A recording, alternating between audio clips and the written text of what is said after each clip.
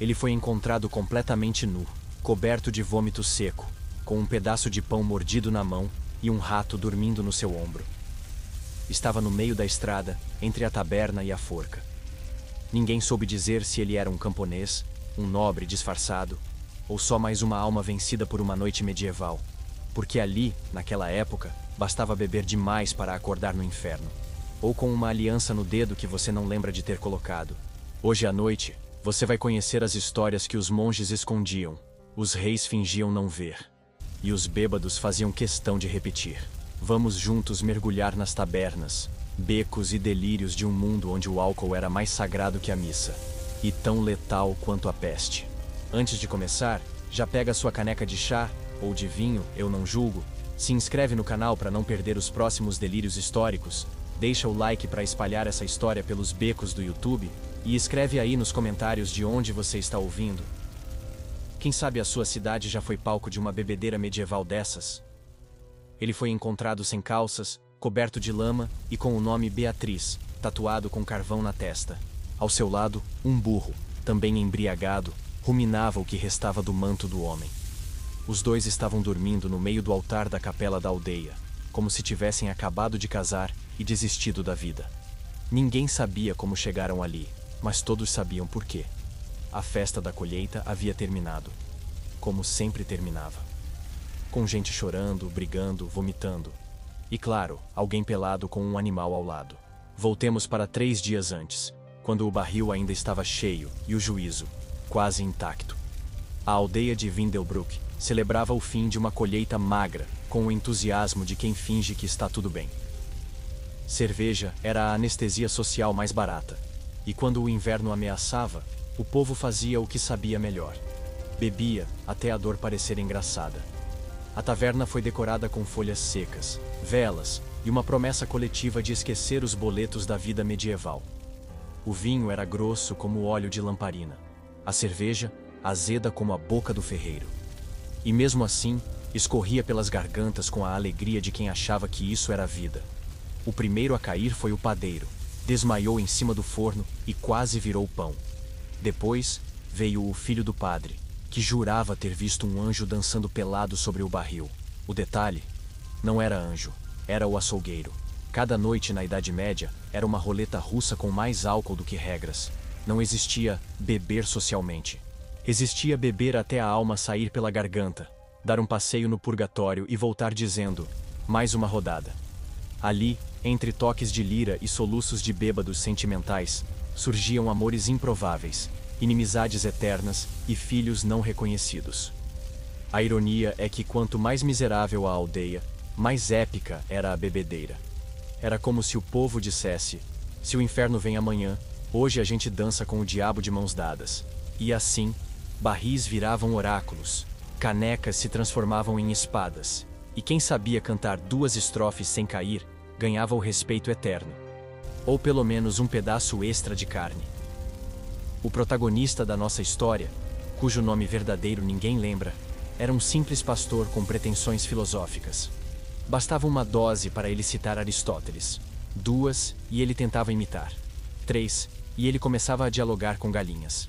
Mas naquela noite, ele ultrapassou seus próprios limites.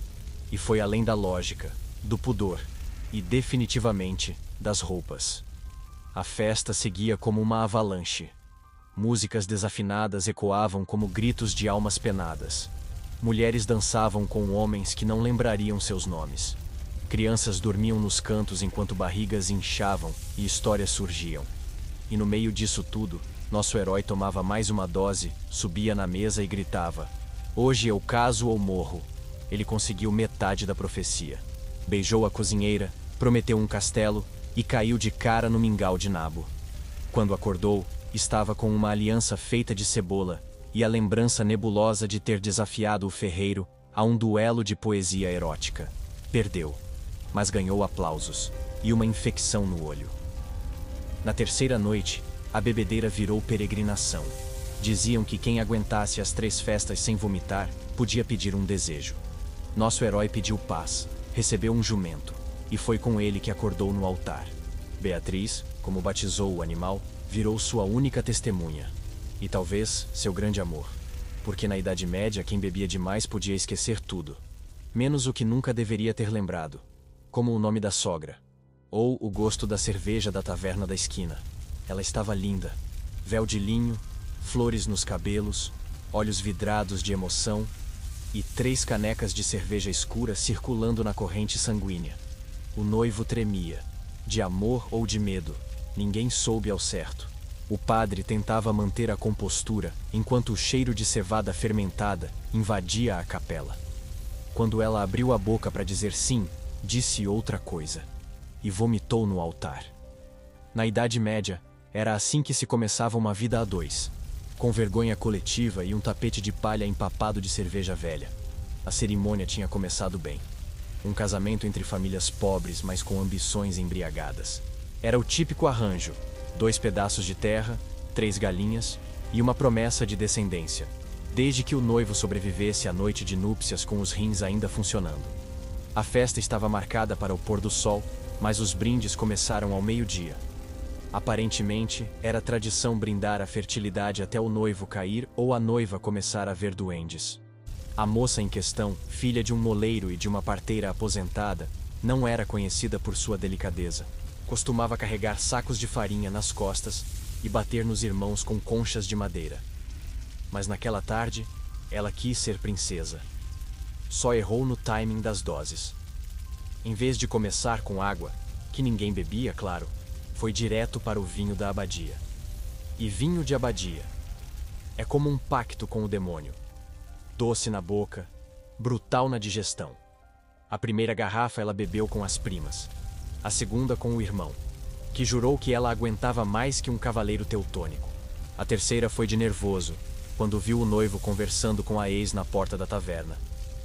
A quarta ela nem lembra. Só lembra de acordar no celeiro com um capuz de galinha e uma corda de roupa no tornozelo. Acordou, sorriu, lavou o rosto com água do barril e disse: "Tô pronta." Na capela, todos fingiam normalidade. O padre borrifava água benta com a urgência de quem queria encerrar logo. O noivo suava como um porco na fornalha. E a noiva? A noiva sorria, até a alma decidir devolver o que o corpo não aguentava mais. O jato foi simbólico. A cerimônia parou. O padre suspirou. E uma criança gritou: "Ela já tá parindo!" Naquele momento, o amor virou lenda. A festa foi cancelada, o altar lavado com vinagre, e os convidados migraram de volta para a taverna. Afinal, era sábado. E o sábado, na Idade Média, era dia de beber como se não houvesse domingo. Porque às vezes, não havia mesmo. O noivo não desistiu.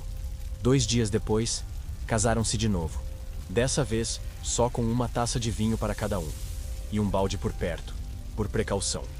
O padre fez sinal da cruz com mais força que o normal. E ninguém usou flores. Trauma coletivo. Curiosamente, a noiva virou lenda local. Não pela vergonha, mas porque anos depois, salvou a aldeia de um incêndio bêbada, jogando sopa nos barris em chamas. O povo dizia: "Ela vomitou no altar, mas apagou o inferno."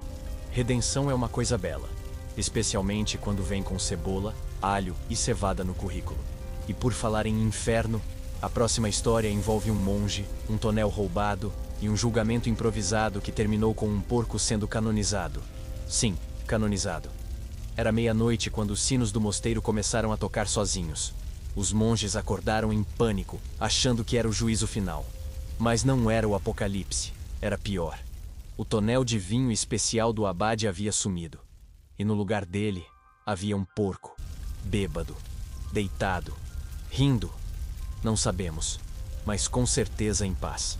E com a cabeça mergulhada numa poça púrpura que, segundos antes, custava o triplo do dízimo mensal.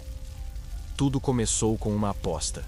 O irmão Bartolomeu, monge de hábitos estranhos e uma fé meio entornada, havia desafiado os noviços. Se esse porco beber sem morrer, é sinal divino. E como todo bom desafio medieval, a lógica foi ignorada em nome do entretenimento. O porco bebeu. O porco dançou. E o porco desmaiou em cima do testamento do prior. Com isso, tecnicamente, herdou metade do vinhedo da abadia. Mas em vez de punição, veio a histeria. Um dos monges, já com 3 goles a mais que o recomendado por qualquer concílio sagrado, Gritou que o animal havia absorvido o espírito de Santo Apolinário.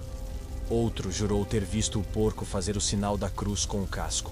E assim, entre fé embriagada e superstição fermentada, nasceu a seita improvisada do Porco Santo.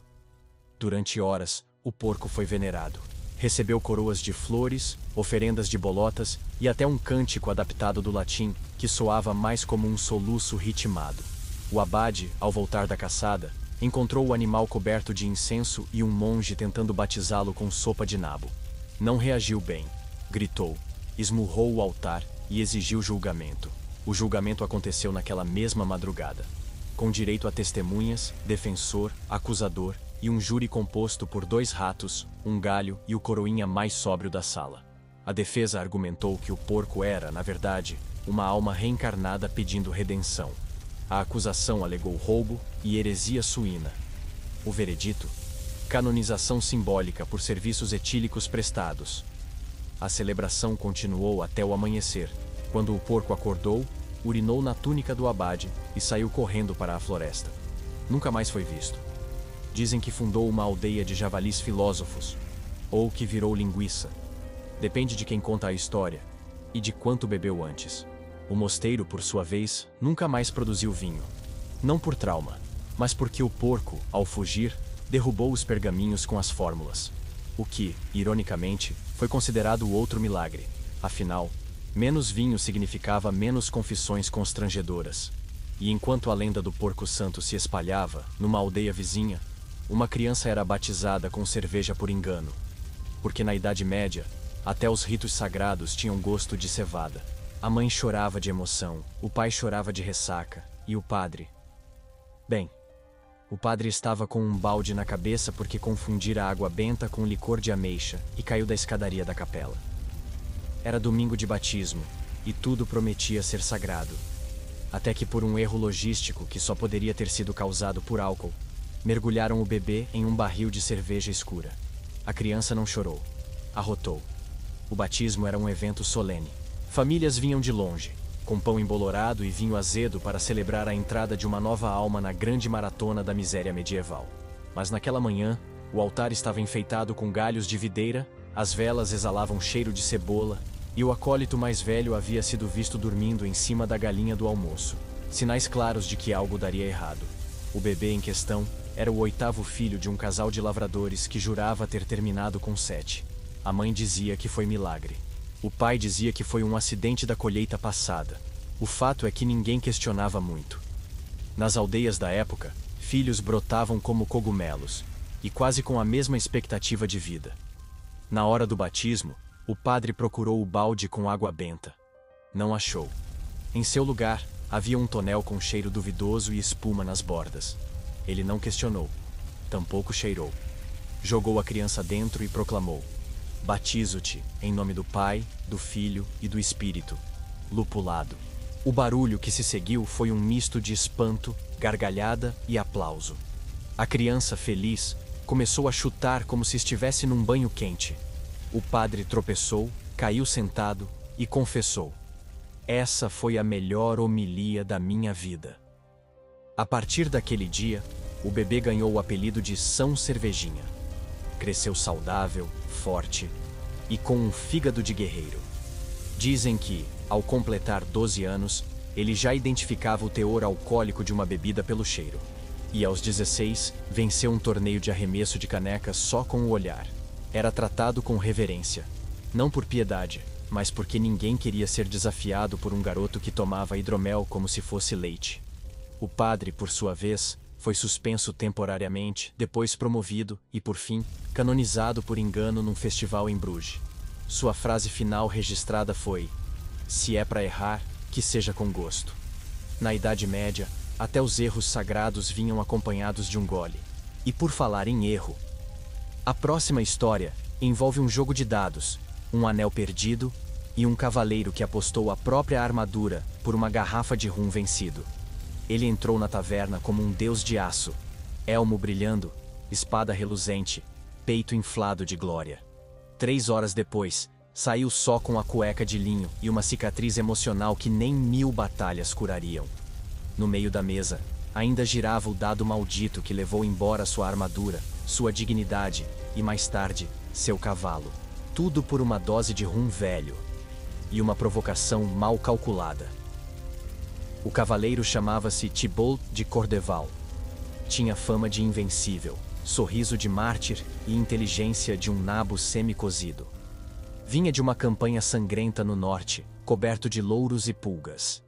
E como todo guerreiro vitorioso, decidiu celebrar onde mais fazia sentido, na pior taverna da região.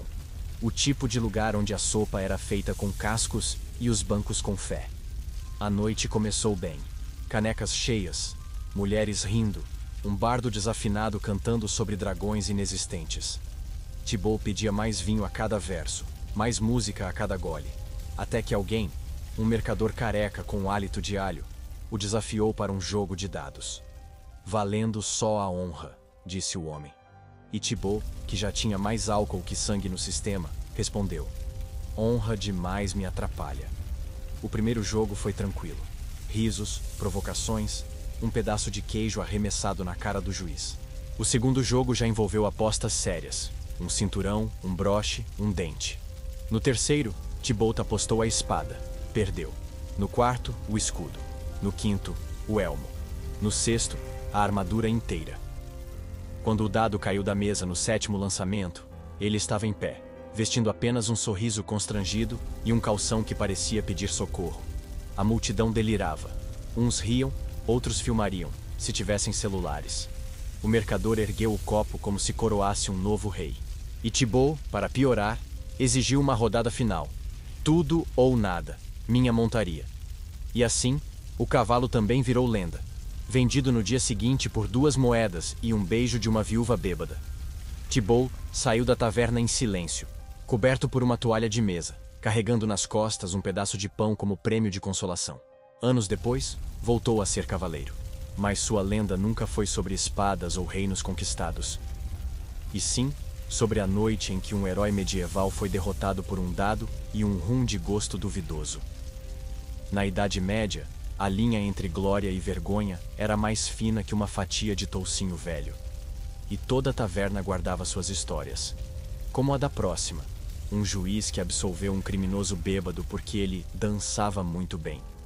O acusado cambaleava, roupas sujas, hálito de fermento e um galo enorme na testa. Tinha sido preso por tentar invadir a cozinha do castelo, gritando que era a reencarnação de um frango nobre. Todos esperavam sua execução rápida e silenciosa. Mas o juiz, também visivelmente alterado, o observou, ergueu uma sobrancelha e disse: mostre-me a dança do frango azul. E foi assim que um crime virou espetáculo. O tribunal estava improvisado numa taverna vazia, como tantas outras audiências da época. Era prático, tinha bancos, bebidas e testemunhas sempre à mão. O réu, conhecido apenas como Miquelito da Manteiga, havia cometido pelo menos 5 crimes naquela semana. Nenhum grave. Todos ridículos. Tentou casar com um barril, cuspir no sino da igreja, roubar um padre por engano e, claro, invadir a cozinha real em busca de sementes sagradas de cebola. Ao entrar na sala, tropeçou no próprio chinelo e caiu sobre uma garçonete. Levantou, fez reverência e soltou uma nota musical com a boca. O juiz, que já estava no 5º copo de hidromel, achou engraçado, mas manteve a pose, pediu silêncio, coçou o nariz, arrotou discretamente e leu as acusações. Em latim, embriagado. Soou como um feitiço mal feito de Harry Potter. Quando tudo indicava que Miquelito seria condenado a 1 semana no poço, punição tradicional para bêbados reincidentes, ele resolveu improvisar. Disse que sua dança podia curar a dor, unir casais e afugentar ratos. O juiz pediu uma demonstração. E foi então que a taverna assistiu à mais espetacular dança solo da história medieval.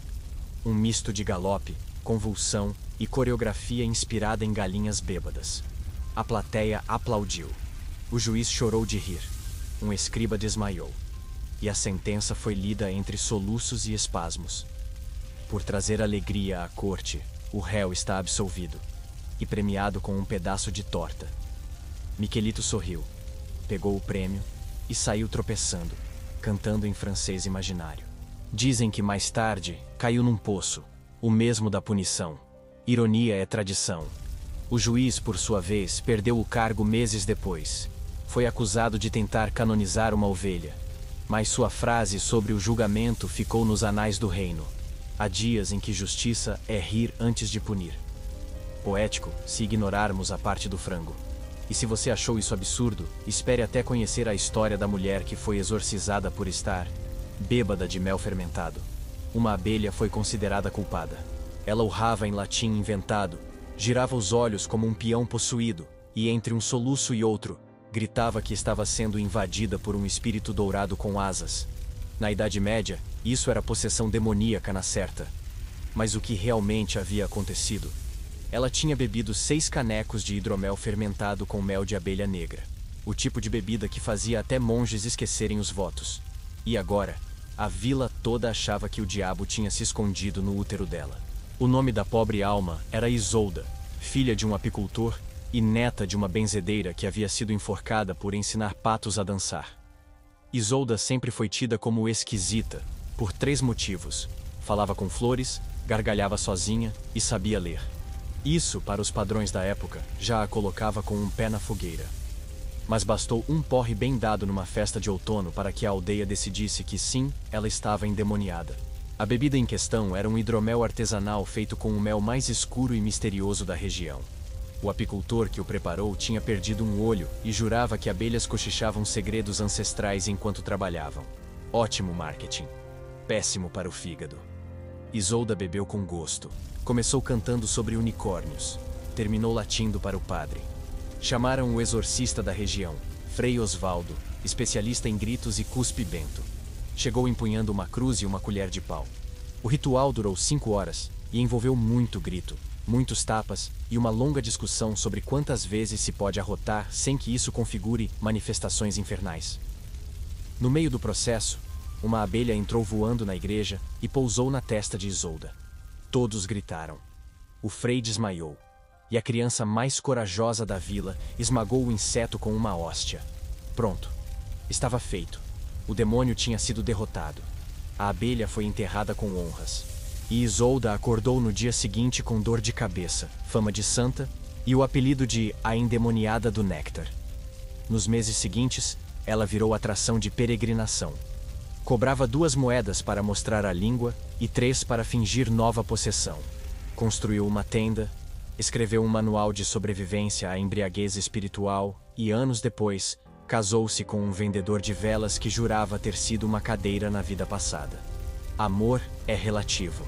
E enquanto Isolda prosperava com seus delírios alcoólicos, numa cidade vizinha, um bispo decidiu fechar todas as tavernas por excesso de danças indecentes com jarros. Resultado? O povo ficou mais bêbado ainda, só que agora, clandestinamente. O bispo entrou na praça com sua comitiva, uma cara de julgamento eterno e um cajado que mais parecia uma ameaça. Declarou em voz firme e cheirando a incenso vencido. A partir de hoje, toda a taverna está fechada. Chega de pecados, danças lascivas e gente dormindo em cima de galinhas.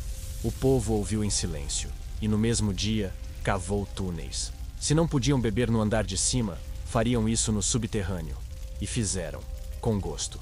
A cidade se chamava Corvalhés, e era famosa por 2 motivos: seus queijos fedidos e suas festas que começavam na sexta e só terminavam quando alguém sumia. O decreto do bispo foi recebido com indignação, mas também com criatividade. Em menos de uma semana, 5 adegas foram transformadas em salões secretos, com códigos de entrada tão complexos quanto um romance francês. Um dos códigos era: eu vim pelo vinho e pela promessa de esquecer meu ex. As tavernas subterrâneas eram ambientes úmidos, cheios de velas e cheiros duvidosos, mas tinham tudo que o povo amava: bebida caseira, música ao vivo com instrumentos feitos de ossos e panelas, e muita dança. Ah, a dança! Era um balé medieval de cotovelos, tombos e gente girando sem saber se estava flertando ou tendo um AVC. Uma vez por semana, até um burro era levado como atração principal. Ninguém sabia por quê, nem ele. O bispo, desconfiado da calma repentina na cidade, começou a investigar. Um espião foi enviado. Voltou bêbado, apaixonado e com uma tatuagem de pato no pescoço. O segundo espião desapareceu por 3 dias e retornou com um barril, dizendo que agora era poeta. O terceiro nunca voltou. Provavelmente virou parte da decoração da adega. A ironia é que, ao tentar reprimir a festa, o bispo acabou virando inspiração.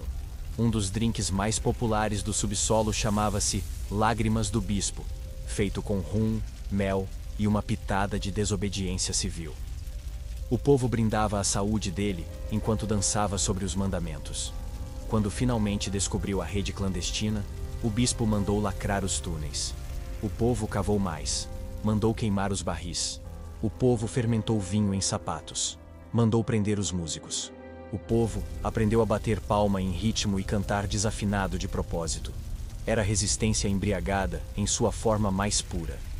O movimento durou anos, virou folclore, e o próprio bispo, numa noite de crise existencial, foi visto saindo de um dos túneis, com um copo na mão e um sorriso no rosto. Quando questionado, respondeu: "Fui só salvar almas", e tropeçou no altar. Enquanto isso, numa aldeia distante, uma senhora idosa criava uma poção milagrosa que prometia curar ressaca, frustração amorosa e mau hálito, usando urina de cabra e raízes. E adivinha?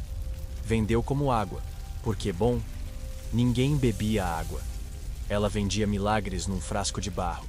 Dizia que curava ressaca, impotência, tristeza e até saudade da mãe. Chamava-se Brúnia da Serra, parteira aposentada, curandeira ocasional e mentirosa profissional. Um dia, misturou urina de cabra com raiz de bardana, sálvia seca e um dedo de vinagre velho. Chamou de Elixir da Purificação. 3 bêbados juraram ter visto Deus depois de tomar, e pronto, virou fé engarrafada. Brúnia tinha 73 anos, 3 dentes e um vocabulário digno de uma taverna em chamas. Quando a cidade vizinha passou por uma onda de bebedeiras tão fortes que até os sinos tocaram sozinhos, ela viu ali uma oportunidade de negócio. Montou uma banca com toalha manchada, placas mal escritas e um caco de espelho para diagnósticos espirituais. Cobrou barato. Só exigia sinceridade e 2 moedas. A fórmula era um mistério. Dizia-se que ela esperava a cabra ficar irritada antes de colher o ingrediente principal. Outros diziam que era só vinho podre com nome chique. Não importava. O povo acreditava. E o efeito placebo, potencializado por séculos de ignorância e fé desesperada, fazia milagres. Gente que não levantava da cama dançava. Homens com dor no coração riam. Mulheres esqueciam seus maridos por 10 minutos. Os clérigos tentaram impedir. Declararam heresia, feitiçaria e crime contra a urina. Mas Brúnia era esperta. Disse que a poção tinha sido revelada em sonho por Santa Gertrudes, a padroeira dos intestinos. Inventou orações, rituais e até um novenário em que se jejuava de cerveja por 15 minutos. Resultado: mais fila na banca do que na igreja. E o bispo começou a experimentar escondido. Havia quem dissesse que Brúnia podia prever o futuro, mas só se a pessoa estivesse com o estômago vazio e disposição para ouvir desaforos. Uma vez, um nobre pediu segredos sobre sua fraqueza matinal. Brúnia deu 3 frascos e gritou em praça pública: "Quem mais precisa levantar a espada ao amanhecer?" O riso foi geral. E o nobre nunca mais broxou. Por medo, talvez. Mas funcionou. O mais impressionante foi o milagre do ferreiro gago. Um homem rude, fechado, incapaz de dizer 2 palavras sem cuspir na própria barba. Tomou a poção, caiu duro no chão e acordou falando francês fluente. Ninguém sabia se era verdade ou delírio coletivo, mas os bardos escreveram canções. E Brúnia dobrou o preço.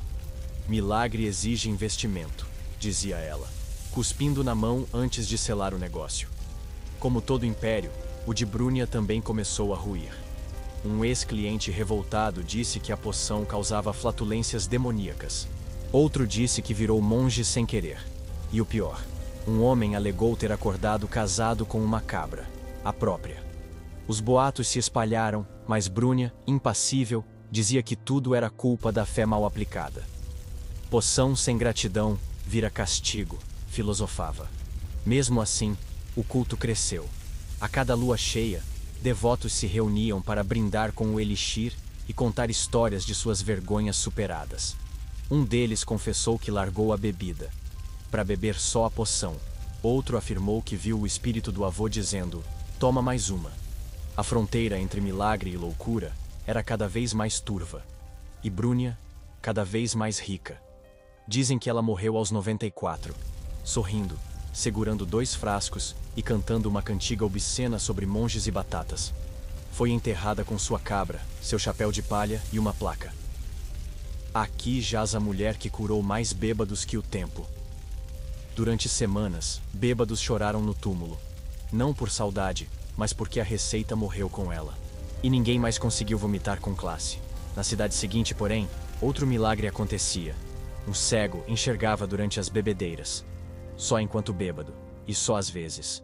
Mas isso já bastava para virar lenda. Especialmente num mundo onde a verdade era menos importante que um bom gole de mentira. Chamava-se Aldrich, e nasceu cego como um corvo em noite sem lua. Nunca viu a luz do dia, o rosto da mãe, ou o formato duvidoso dos pães do padeiro. Mas toda vez que enchia o copo, e o fígado, com vinho de uva silvestre, algo acontecia. Ele dizia ver luzes dançantes, rostos borrados, e às vezes, até o futuro. Muitos riam. Até o dia em que previu o desabamento da latrina da baronesa, com detalhes. Aldrich era conhecido como o cego vidente, o profeta das tavernas, o oráculo com hálito de tonel. Durante o dia, mendigava moedas e chutava galinhas por acidente. À noite, se transformava. Descrevia sonhos de desconhecidos, achava moedas perdidas e uma vez identificou uma traição só pelo cheiro do suor do marido. A mulher, embriagada, confirmou tudo e ainda pagou uma rodada de cerveja ao profeta. O segredo, segundo ele, estava no equilíbrio da bebida. Cerveja dava visão parcial. Hidromel criava flashes místicos. Vinho tinto o fazia enxergar o além, às vezes literalmente. Mas rum o deixava cego de novo, e surdo, e nu. Por isso, mantinha uma dieta alcoólica quase medicinal, anotada em pedaços de pergaminho que ele não podia ler, mas decorava com precisão etílica. Uma noite, Aldrich foi convidado a uma reunião de nobres para entretenimento divinatório. Sentaram-no ao lado de um cavaleiro, um inquisidor e uma senhora que só se comunicava em latim gritado. Deram-lhe 3 taças de vinho e pediram uma profecia. Ele fechou os olhos, girou a cabeça como um galo em transe e disse: "O castelo tremerá ao som de um pum traidor." Riram. Horas depois, um dos nobres explodiu a latrina com uma vela acesa. Profecia cumprida. O povo começou a acreditar. Ou pelo menos, fingia acreditar. O que na Idade Média já era quase a mesma coisa. Aldrich ganhou seguidores, discípulos e até um copista particular, que registrava cada palavra bêbada como se fosse sagrada. Surgiram orações: "Que eu beba como Aldrich e veja além das trevas." Surgiram também invejosos. Um deles tentou cegá-lo com sopa fervente, esquecendo que ele já era cego. Aldrich não ligava. Dizia que ver era superestimado. O mundo visto é só metade da desgraça. O resto a gente sente pelo cheiro. Quando perguntado se realmente enxergava quando bêbado, respondia: "Enxergo o que vocês escondem." Isso bastava para calar qualquer um, principalmente maridos em crise e esposas com segredos líquidos. Com o tempo, Aldrich virou lenda viva. As pessoas traziam perguntas, oferendas e filhos para serem abençoados pela visão. Ele sorria, dava um gole, passava a mão na testa da criança e dizia: "Essa vai casar mal." Às vezes acertava, outras vezes também. Porque na dúvida, o destino sempre colaborava com os bêbados. Um dia sumiu. Simplesmente não apareceu na taverna. Buscas foram feitas. Vasculharam poços, barris e até a torre do sino. Nada. 3 dias depois, uma carta chegou, escrita com vinho em pele de cabra, dizendo: "Encontrei um lugar onde todos são cegos, e todos enxergam. Estou em paz." Alguns dizem que foi pro além. Outros, que virou conselheiro do rei, sob pseudônimo. O copista, sem patrão, virou profeta por conta própria. Usava os escritos antigos de Aldrich para fingir visões novas. E assim, a mentira ganhou pernas próprias, dançou entre tavernas, atravessou vilarejos e virou verdade. Porque na Idade Média, o que era dito com voz bêbada tinha mais peso do que muitos mandamentos. E por falar em mandamento, A próxima história envolve uma freira que largou o convento para abrir uma taverna. Disse que teve um sonho com Santo Agostinho mandando ela servir vinho. E a cidade obedeceu. Chamava-se Clara, mas ficou conhecida como Santa Cachaça. Ex-freira beneditina, devota silenciosa e bordadeira nas horas vagas, certa noite teve um sonho vívido. Santo Agostinho aparecia vestindo túnica vermelha, segurando uma taça de vinho e dizendo com voz grave: "Minha filha, abandona o silêncio. Serve o povo." Acordou suando, com gosto de uva na boca e uma ideia na cabeça. 3 dias depois, fugiu do convento com 2 barris e uma colher de pau. Clara instalou-se numa aldeia esquecida pelo clero e lembrada apenas pelos cobradores de impostos. Comprou uma casinha abandonada com cheiro de cebola e saudade, limpou os escombros, pintou o letreiro, a ceia do espírito. Em menos de uma semana, a taverna virou o centro espiritual do vilarejo. Não pela fé, mas porque o vinho era barato e vinha com bênção. Literalmente. Ela rezava antes de cada dose. Fazia o sinal da cruz sobre a caneca e dizia frases como: "Que este vinho lave tuas mágoas e te conduza à ressaca da redenção." Os clientes achavam engraçado. Alguns choravam. Outros se convertiam por 5 minutos. Um até tentou confessar um assassinato, mas era só o roubo de uma ovelha com nome de mulher. "Foi crime passional", disse o homem, rindo e soluçando. A antiga madre superiora tentou enviar cartas. Exigiu a volta de Clara ao claustro. Clara respondeu com garrafas. Uma delas dizia: "Aqui eu salvo mais almas do que em 1000 ladainhas." Outra trazia uma receita de licor com ervas sagradas. A madre silenciou. E o convento, dizem, começou a fermentar coisas no porão. A fama se espalhou. Monges vinham de longe, em missão de resgate espiritual. Ficavam uma semana, às vezes 2. Voltavam diferentes. Um deles trocou o hábito por calças de couro e passou a tocar flauta em praça pública. Outro abriu uma tenda de leitura de vinho. Jurava que via o futuro nas bolhas da bebida. Clara apenas sorria, servia e rezava de novo. Ela mantinha um altar nos fundos da taverna. Nele, imagens de santos segurando copos e uma vela acesa para cada bêbado que dormia no chão. Ao lado, um balde de água benta que ninguém usava. Preferiam o vinho. Dizem que ela só negava bebida a quem mentisse ou dissesse: "Água, por favor." A primeira era pecado. A segunda, heresia. Uma noite, um bispo disfarçado entrou para investigar. Sentou-se, pediu um vinho, bebeu, pediu outro. No terceiro, começou a confessar seus pecados. No quarto, pediu música. No quinto, dançou com uma cabra. No sexto, canonizou Clara por impulso. No sétimo, dormiu no tonel. Ao acordar, sorriu e disse: "Deus está aqui." Nunca mais tentou fechar o local. Clara, com o passar dos anos, virou símbolo de resistência espiritual e embriaguez poética. Mulheres buscavam conselhos, homens buscavam perdão, e todos saíam mais leves, ou mais tontos. A diferença era sutil. Ela dizia que cada gole era uma conversa com o divino, só que com mais sinceridade e menos latim. Quando morreu, a vila inteira parou. Enterraram-na com um cálice nas mãos e um cartaz: "Serviu até o fim." Durante semanas, sua taverna virou ponto de peregrinação. E anos depois, uma ordem religiosa surgiu com o lema: "Mais vinho, menos juízo." O Vaticano tentou proibir, mas não conseguiu parar o que já era rito popular. Hoje, ainda há quem jure ver Clara em noites de lua cheia, servindo canecas e sussurrando salmos embriagados. E quem não crê, basta beber o licor da casa. Dizem que ele te faz sonhar com monges dançando. Ou com você mesmo, nu, pregando em praça pública. Depende da dose. E por falar em praça pública, o próximo delírio envolve um duelo resolvido com vinho quente, um sapato jogado e uma multidão que aplaudiu de pé. Porque na Idade Média, até a vingança tinha gosto de fermentação. A multidão se apertava em volta da praça. Uns vendiam pão velho, outros apostavam em quem cairia primeiro. No centro, 2 homens se encaravam com a sobriedade de quem já tinha bebido demais para raciocinar, mas de menos para desmaiar. Era um duelo, mas não de espadas, nem de honra. Era um duelo de vinho quente, gritos roucos e... Arremesso de sapatos. Bem-vindo ao confronto mais embriagado e teatral da história medieval. Tudo começou por causa de um insulto mal interpretado. Guilhermo, o fabricante de barris, havia chamado Humbert, o chapeleiro da vila, de coisa fermentada sem alma. Queria dizer que ele estava bêbado. Mas Humbert entendeu como uma ofensa à sua mãe. Respondeu com um empurrão.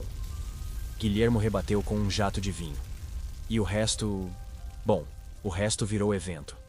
O juiz da aldeia, cansado de resolver brigas empoeiradas e casamentos infelizes, decidiu que aquilo seria resolvido à moda antiga, um duelo simbólico, sem morte, mas com espetáculo.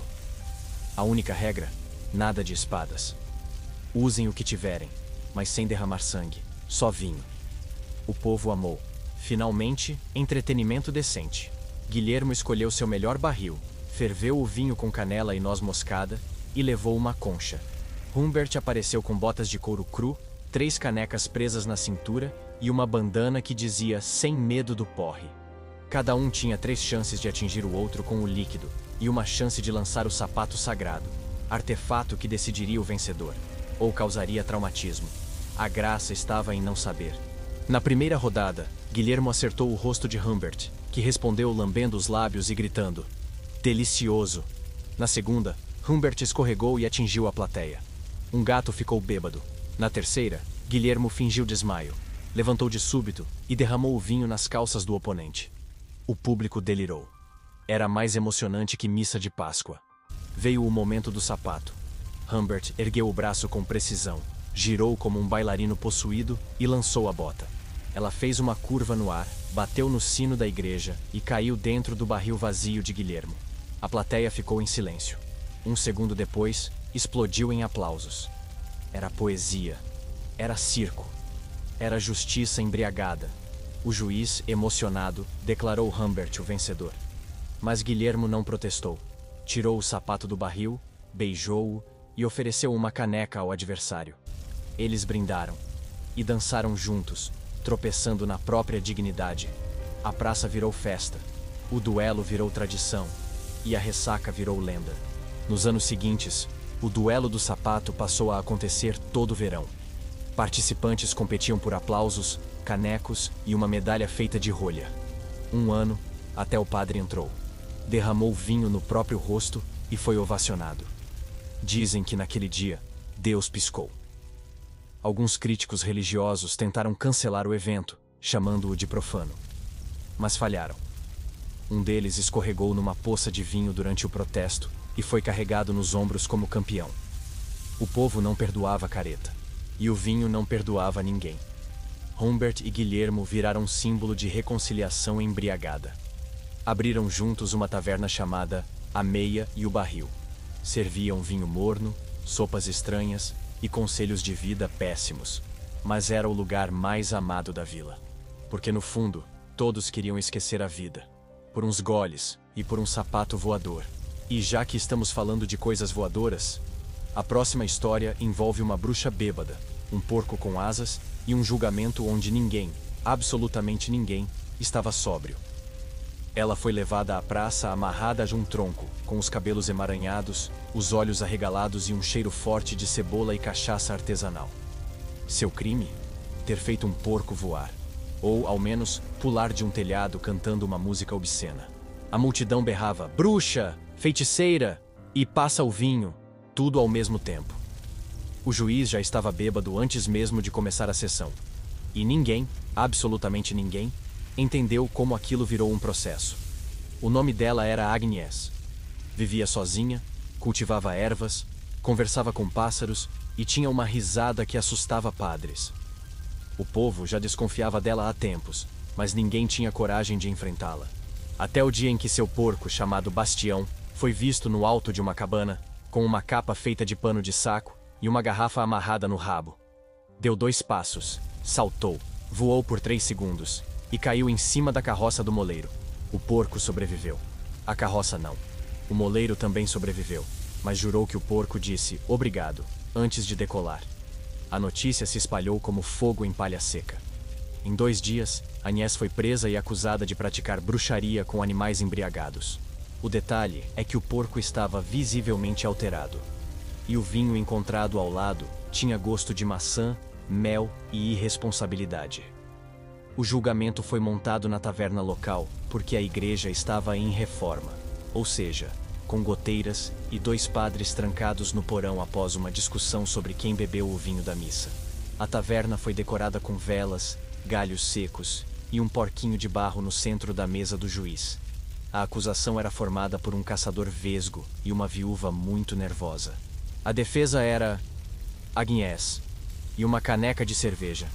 Ela não negou nada. Disse que Bastião era livre, que bebia por gosto, que voar era um direito, que, se porcos não deviam voar, então por que Deus lhes deu pernas tão fofas? O juiz coçou a barba, deu um gole e perguntou ao porquinho de barro: "O que acha?" Depois, anunciou que ouviria testemunhas. A primeira era o padeiro. Disse que o porco o cumprimentou. A segunda era uma criança.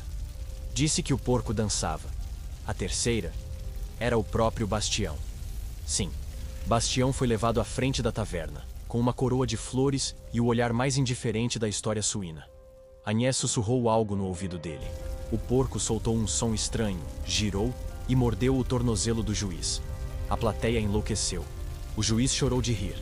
Declarou que aquilo era um sinal divino e encerrou o julgamento com um brinde coletivo.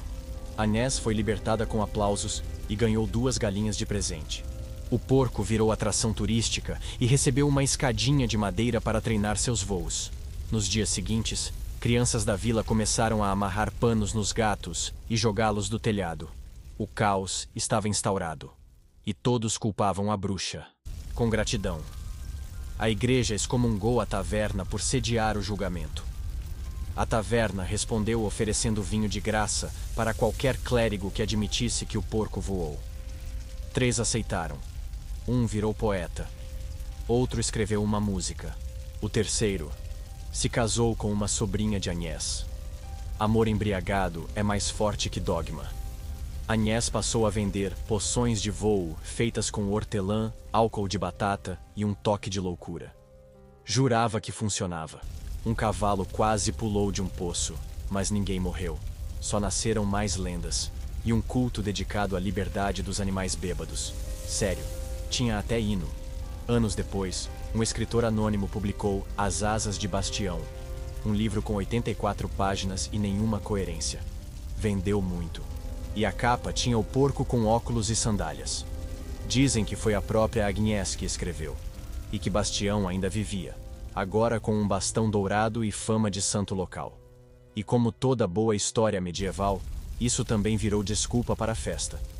Todo ano, na mesma data, as pessoas brindam, pulam de escadas e gritam: "Se um porco pode voar, eu posso esquecer meus boletos." A embriaguez, afinal, é sempre uma forma de milagre. E se você acha que isso foi longe demais, espere até ouvir sobre o homem que construiu uma igreja só para poder beber legalmente. Sim, com sinos, fiéis e sermões, todos bêbados. Ele apareceu na vila com uma túnica manchada, um pergaminho suspeito e um olhar que misturava fé verdadeira com sede acumulada. Chamava-se Eustácio, ex-seminarista, atual bebedor profissional, e dizia ter recebido uma missão divina: fundar uma igreja onde o vinho seria sacramento, o brinde, oração e a ressaca, penitência merecida. A vila, claro, achou que ele era louco, e 3 dias depois, já havia doado um terreno. A igreja do copo cheio foi construída com madeira de celeiro, janelas reaproveitadas de uma estalagem e um sino que, na verdade, era uma panela velha pendurada por cordas. O altar era uma mesa de taverna adaptada. E o cálice sagrado? Um caneco de estanho gravado com a frase: "Bebei todos vós, porque hoje é sexta."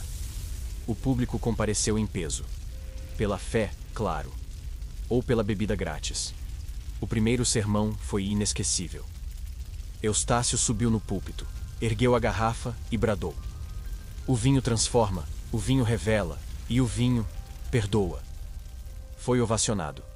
As pessoas choravam, riam, tropeçavam. Alguns beijavam o chão. Um homem abraçou um tonel e disse que viu Santa Clara em forma de espuma. Ninguém duvidou. Naquele lugar, o impossível já chegava embriagado. A cada domingo, os fiéis lotavam os bancos improvisados com fardos de palha e bancos roubados da taverna vizinha. O sermão era sempre intercalado por canções bêbadas, batidas rítmicas nas mesas e citações bíblicas levemente distorcidas. Jesus transformou água em vinho, e nós transformamos vinho em alegria, gritava Eustácio com o hálito de 7 uvas vencidas. As confissões eram feitas num canto escuro, onde o fiel recebia conselhos e uma dose. Arrependimento vinha em forma líquida. Um homem confessou adultério e recebeu uma taça de vinho branco com hortelã. Outro disse que havia comido o peru da ceia comunitária e foi absolvido com um rum de maçã e uma bofetada simbólica. Justiça divina em estado líquido. Eustácio fundou também uma ordem de monges leigos, os etílicos da redenção. Vestiam mantos bordados com taças, sabiam recitar provérbios embriagados e jejuavam de sobriedade nas luas cheias. A cidade inteira se rendeu, inclusive os clérigos verdadeiros, que após resistência inicial, começaram a visitar o templo só para fiscalizar. 3 meses depois, um deles pediu transferência permanente. A fama se espalhou. Peregrinos chegavam de longe, tropeçando nas trilhas, cantando ladainhas que rimavam ressaca com graça. Trouxeram oferendas, barris, colheres, garrafas anônimas com sedimentos estranhos. Eustácio recebia tudo com um sorriso e um brinde. A hóstia era um pedaço de pão embebido. A comunhão, uma celebração etílica e coletiva. Claro que o bispo tentou intervir. Mandou uma carta exigindo o fechamento da igreja herege. Eustácio respondeu com outra carta. E uma garrafa. A carta dizia: provai e vede. 3 dias depois, o bispo apareceu disfarçado de mendigo e saiu carregado nos ombros da multidão, cantando um hino novo que repetia: Amém e saúde, 20 vezes. Um dia, Eustácio desapareceu. Sumiu sem deixar rastro. Dizem que foi levado por um anjo de palha com cheiro de fermento. Outros afirmam que ele só tropeçou num poço e decidiu virar eremita. A igreja do copo cheio continuou sem ele, guiada por um conselho de mulheres que sabiam mais de vinho do que de latim. A fé permaneceu, e as festas também. Até hoje, se diz que quem entra naquele templo com o coração partido e sai com um hálito de barril encontra um tipo muito específico de salvação. Não aquela que te eleva, mas a que te faz rir dos próprios pecados. E às vezes, isso basta. E se você achou que isso foi o auge da criatividade medieval, espere até conhecer o homem que inventou o primeiro delivery de vinho da história, usando cabras treinadas. A primeira cabra chegou cambaleando, com um barrilzinho amarrado ao pescoço e um olhar confuso que dizia: não sei onde estou, mas sei que estou a serviço. Bateu no portão da taverna com a testa, derrubou um banco e foi recebida como enviada dos deuses. Quando abriram o barril, estava cheio de vinho tinto levemente azedo. A aldeia inteira entrou em êxtase. E o nome de seu criador ecoou: Lambert, o pastor inventor do delivery. Lambert vivia nas colinas, entre cabras, queijos e pensamentos confusos. Era conhecido por 2 talentos: produzir o melhor vinho de frutas silvestres da região e conversar com animais como se fossem conselheiros políticos. Um dia, cansado de caminhar até a aldeia carregando barris, teve uma ideia. E se as cabras forem por mim? Treinou 3. Deu nomes bíblicos e colou mapas nos chifres: Gênesis, Êxodo e Miriam. No início, as cabras se perdiam, bebiam o conteúdo e voltavam rindo, ou balindo de forma suspeita. Mas com tempo, recompensas e um pouco de magia herbal, elas começaram a cumprir a missão. Lambert prendia os barris nos pescoços, dava um tapa encorajador e sussurrava: leva alegria. E assim nasceu o primeiro sistema de entrega rápida alcoólica da história europeia. Sem taxas, sem conversa fiada, só vinho e fé. A aldeia de Ferragosa virou vanguarda. Bastava amarrar uma fita na porta para indicar o pedido: vermelha para vinho seco, azul para doce, preta para hoje a dor é forte, manda o mais pesado. As cabras vinham em fila, calmamente, tropeçando em galinhas, distribuindo goles, transformando lares em templos de delírio. Um deles, dizem, tentou pagar com um queijo, e a cabra aceitou. Lambert ficou rico, não em ouro, mas em respeito e brindes. recebia convites para festas, casamentos e até enterros. As pessoas queriam que suas cabras entregassem o vinho final da noite, como um último gole antes do além. Um padre pediu vinho consagrado por Gênesis. Uma vez por mês, um cavaleiro descia das montanhas só para ver Miriam balançando com seu barril. A fama cresceu, mas também os problemas. Um grupo de monges invejosos acusou Lambert de feitiçaria logística.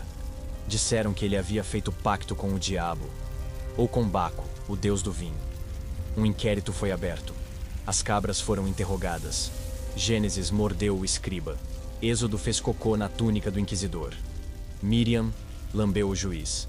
Caso encerrado. Mesmo assim, Lambert foi obrigado a apresentar provas de santidade. Criou um ritual de entrega com bênçãos improvisadas. Jogava 3 folhas de louro sobre o barril e dizia: que este vinho cure até o que não tem nome. O povo aplaudia. E brindava antes mesmo da cabra ir embora. Algumas cabras recebiam gorjeta. Uma ganhou sapatos, outra um poema.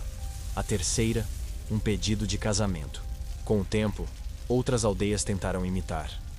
Usaram galinhas, cachorros, até um homem anão numa carroça. Nenhum teve o mesmo charme das cabras. Elas sabiam parar, esperar e nunca julgavam. Mesmo quando o cliente estava deitado no chão, cantando para um pão. A lenda diz que Lambert morreu abraçado a Miriam, depois de uma última entrega feita sob chuva. Seus últimos sussurros foram: não derrame, aproveite. As cabras ficaram órfãs, mas foram acolhidas por uma viúva que jurava que Gênesis entendia francês. Até hoje, seus descendentes circulam por trilhas antigas, talvez procurando portas com fitas coloridas. E onde há vinho entregue por patas fiéis, há também histórias. Um bardo uma vez escreveu: Lambert não trouxe o vinho, ele trouxe o tempo de volta, em goles. E ninguém ousou discordar, até porque estavam bêbados. E se você achou que já viu tudo, o próximo delírio envolve um castelo inteiro que passou 3 dias em transe alcoólico coletivo, sem lembrar o que aconteceu. Só sobraram pinturas e uma donzela grávida de dúvidas. Dizem que ao amanhecer do 4º dia, o castelo cheirava a vinho, tinta e pecado. Corpos dormiam espalhados pelos corredores, os salões estavam cobertos de penas e pétalas de repolho, e um corvo vestia um chapéu de nobre. Ninguém sabia explicar. Ninguém lembrava de nada. 3 dias haviam sumido do calendário. E o único registro eram 6 pinturas enigmáticas, e uma donzela grávida que jurava nunca ter saído da torre. O castelo de Montebran era conhecido por sua elegância, festas discretas e um conde que falava pouco, e bebia muito. Chamava-se Godfrey, e decidira celebrar o nascimento de sua 6ª neta com um banquete modesto. Mas alguém trouxe um novo tipo de vinho, vindo das colinas de Charbon. Era espesso, doce e estranho. Uma taça bastava para fazer os soldados dançarem, 2, e os padres começavam a beijar espelhos. Na primeira noite tudo parecia normal. Músicas desafinadas, copos tilintando, risadas ecoando. Mas à meia-noite, uma névoa invadiu o salão. Névoa real ou apenas embriaguez coletiva? Ninguém soube dizer. Os servos desapareceram. O bobo da corte foi visto flutuando em cima de uma porta, tocando flauta com os pés. E o cozinheiro escreveu um poema com linguiça crua. No 2º dia, o portão principal ficou trancado. Não por dentro, mas por cogumelos gigantes que brotaram misteriosamente. O vinho ainda fluía, ninguém sabia de onde. Um cavaleiro acordou coberto de mel, amarrado a um candelabro, sorrindo. Outro se confessava a um bode. A biblioteca virou pista de dança. E a capela? Um palco para monólogos em latim falso. No 3º dia, a loucura atingiu níveis teatrais. Os nobres fingiam ser camponeses. Os camponeses fingiam ser estátuas. E uma criança foi coroada rei por 1 hora, até abdicar em troca de um queijo. 2 freiras se casaram com uma árvore. E o próprio conde foi visto beijando uma tapeçaria, jurando que era sua falecida esposa, ou o deus do repolho. Quando o sol finalmente surgiu no 4º dia, o silêncio reinava. Todos acordaram aos poucos, com dores de cabeça, olhos ardendo e uma estranha sensação de felicidade. Ninguém lembrava do que aconteceu, mas todos sentiam que haviam vivido algo transcendental. A donzela da torre, que não tinha saído nem recebido visitas, apareceu grávida e dizia: Foi o vinho. Ele me tocou por dentro. Metáfora? Milagre? Loucura? As 6 pinturas estavam espalhadas pelo salão. Retratavam cenas absurdas. Um homem dançando com um esqueleto, um banquete onde os copos levitavam, um bicho-papão sendo abraçado por um cavaleiro chorando, e outras 3 que ninguém teve coragem de descrever. Todas assinadas com um símbolo misterioso. Uma taça dentro de um olho. O bispo local tentou fazer um exorcismo, mas acabou dormindo durante o rito, abraçado a um tonel. Um escriba escreveu 43 páginas tentando explicar o ocorrido, mas as páginas estavam todas em rimas improvisadas. Um cão virou santo por consenso, e o corvo, sim, aquele do chapéu, foi nomeado conselheiro do conde. Ninguém discordou. Com o tempo, Montauban ficou conhecido como o Castelo do Esquecimento Feliz. Visitantes chegavam, tentavam repetir o feito, mas nunca mais se viveu algo parecido. O vinho desapareceu, as pinturas sumiram e a donzela se mudou para uma floresta. Seu filho nasceu rindo, e nunca chorou. Até hoje, ninguém sabe se tudo foi real ou um delírio coletivo. Mas uma vez por ano, o castelo abre seus portões e oferece uma única taça de vinho misterioso. Quem bebe, sonha durante 3 dias, e acorda desenhando. E se você achou isso inexplicável, a próxima história é sobre o bêbado que sem querer impediu uma guerra, tropeçando no mensageiro e destruindo o tratado de batalha. Ele só queria urinar em paz. Saíra da taverna trôpego, cantando uma canção sobre vacas dançarinas e deuses com cascos, quando viu um homem a cavalo, com capa de cetim e pressa nos olhos. Achou que era um demônio, atirou a caneca vazia, o cavalo se assustou, o mensageiro caiu, e o pergaminho dourado, que continha a ordem oficial de ataque de um reino contra o outro, caiu direto num poço de lama. 3 dias depois, a guerra foi cancelada, e o bêbado, promovido a herói nacional. O nome do pacificador era Benoit, filho de ninguém importante, aprendiz de carpinteiro e mestre na arte de se meter onde não devia. Naquela noite, havia bebido mais do que o habitual. Estava feliz porque ganhara uma aposta contra um pato. Sim, um pato. E como todo bom bêbado medieval, decidiu celebrar urinando na muralha do castelo. O mensageiro vinha galopando desde o reino de Vaufrin, com ordens claras. Entregar a declaração de guerra antes do nascer do sol. Mas ninguém contava com a muralha escorregadia, a caneca voadora e o impacto entre o cavalo e a barraca de linguiça da esquina. O cavalo fugiu. O mensageiro chorou. E Benoit caiu de joelhos e gritou: "Orei por paz e Deus me mandou um cavalo voador." O pergaminho foi pisoteado, molhado e, por fim, comido parcialmente por uma cabra. Quando o general local acordou e não recebeu o aviso, achou que era sinal de trégua. Mandou flores em vez de flechas. O rei inimigo, confuso, achou que era provocação elegante. Mandou vinho. E a guerra virou banquete. Benoit foi descoberto dias depois, dormindo numa carroça com um chapéu de galinha. Quando souberam do que fizera, o conde o chamou ao salão. Ele chegou tropeçando, soltando gases e sorrindo. Recebeu uma medalha feita de pão seco e o título de protetor acidental da fronteira. Chorou, não de emoção, mas porque achou que seria enforcado. A paz entre os reinos durou 7 anos. O suficiente para gerar canções, peças ruins e um bordel temático chamado A Caneca da Paz. Benoit virou figura popular. Era convidado para casamentos, funerais e julgamentos, sempre com a frase: "Tragam o homem que salvou 100 vidas com uma bexiga cheia." Ele aproveitou, abriu uma taverna, escreveu suas memórias com carvão e erros ortográficos e passou a vida contando a história com variações criativas. Às vezes o mensageiro era um mago, às vezes o cavalo era um dragão, às vezes ele estava nu. A verdade se afogou no vinho, mas a lenda flutuou. O mensageiro, traumatizado, virou jardineiro. Jurava nunca mais montar. O cavalo? Bem, ninguém mais o viu. Dizem que foi acolhido por freiras e rebatizado como São Tropeço.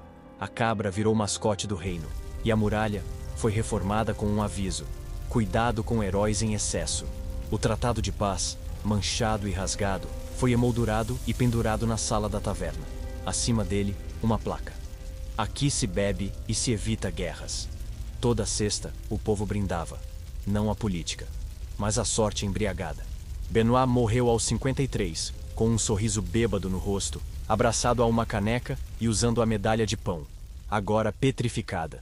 Seu epitáfio dizia: fez mais pela paz do que 1000 discursos, e nunca soube como. E agora, para encerrar nossa jornada, a última história. Uma ressaca tão épica, tão lendária, que virou calendário. Um vilarejo inteiro passou a contar os dias como antes e depois do grande porre. Prepare-se.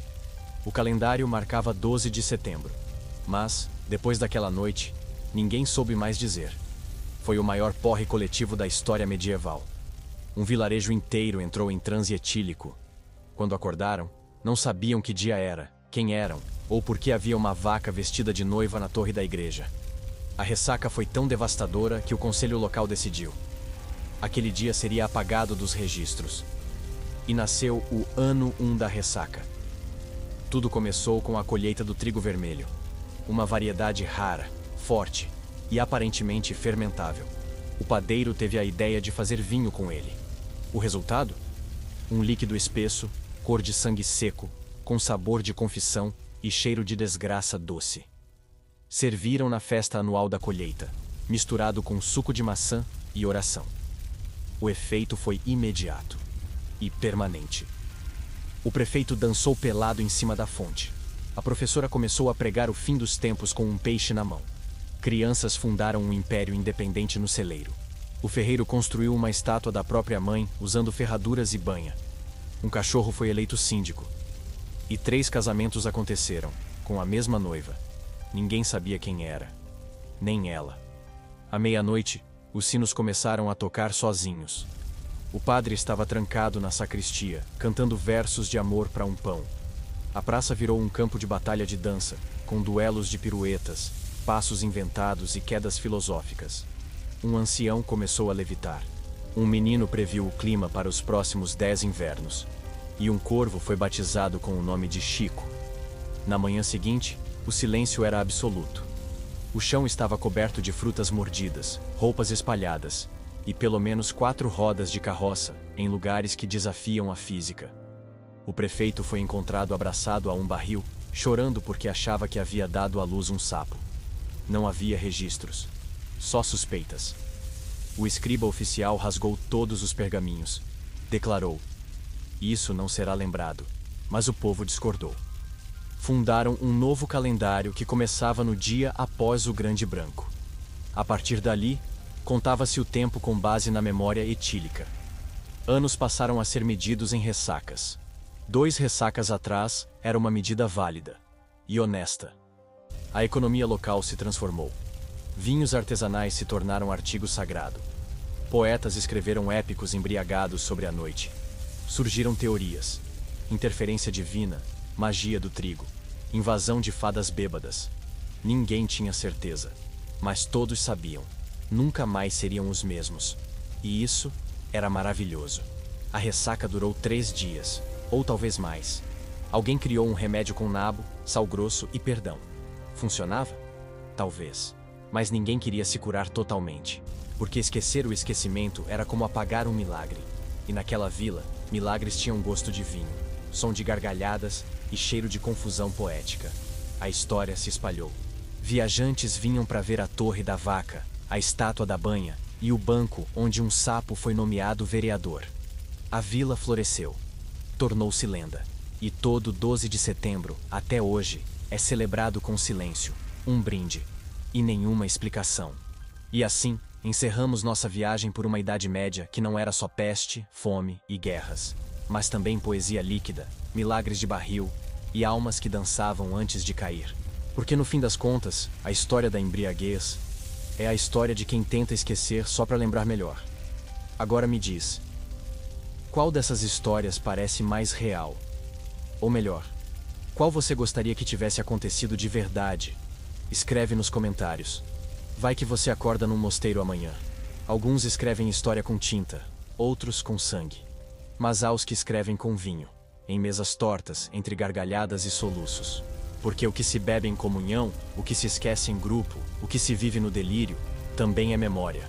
A Idade Média não foi só escuridão.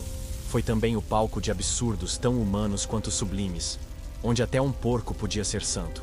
onde a fé cambaleava e o riso era sagrado. Gostou da história? Então, se inscreva no canal para mais delírios históricos. Deixe o like, isso ajuda a espalhar essa lenda pelas tavernas do YouTube. E comenta, qual dessas histórias você contaria numa noite à beira da fogueira?